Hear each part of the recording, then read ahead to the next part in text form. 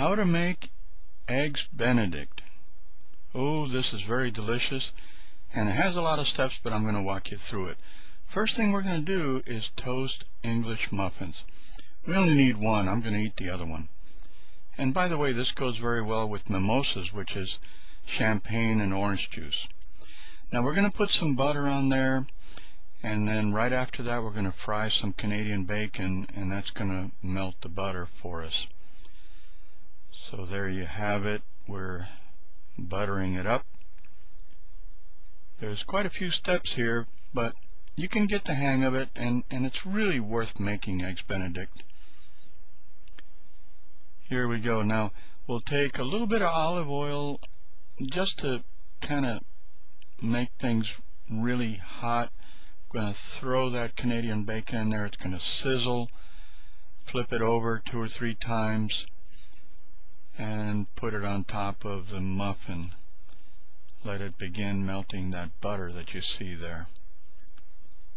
There we go. And now the next step, a little bit more complicated. We're going to poach some eggs. Now that's salt and about 1/3 cup or less of white vinegar, which tends to hold the egg together so it doesn't spread out all over the place. And keep the heat down low so it's not so turbulent. It's good enough for it to boil a little bit, and just kind of corral it with a spoon like that. If you have enough water in there, you can get under the egg and pick it up. If you have very little water, it's harder to do. Now we picked it up.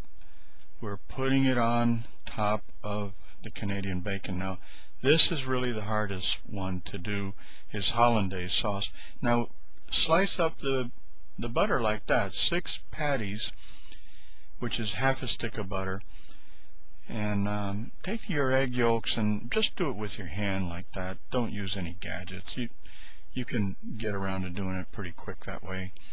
Okay, now we whisk it up a little bit, and we're going to add 1.5 tablespoons of lemon juice. Use this for the meantime. After you get the hang of it, then go ahead and use real lemons. Learn how to keep the seeds out. That's cayenne pepper that we're putting in there.